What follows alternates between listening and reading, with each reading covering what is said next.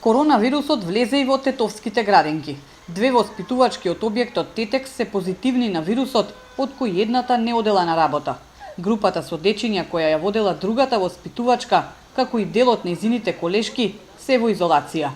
Не е тоа болеста која би се проширила само во градинките, имаме и од дома може да се разболе, така што до сега не сме имале поголеми проблеми, освен што едната група ни е изолирана.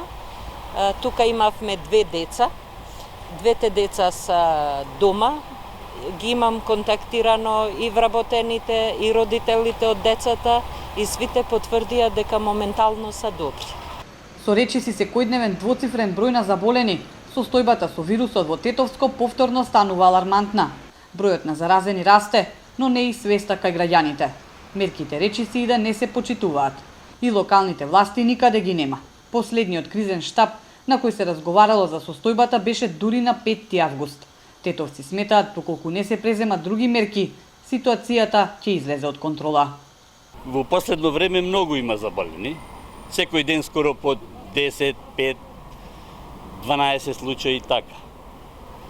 Па надлежните треба и да преземат некои подобри мерки за тоа да се спречи. Никој маска не носи, никој ништо не почитува, кафанете се полни. Бог да им помогне на луѓето, тоа е. Све излага, и контрола, и све, само нема кој да води ова држава. Полни се капацитетите и во Тетовската клиничка болница, и на инфективното, и на интерното оделение е полно со пациенти.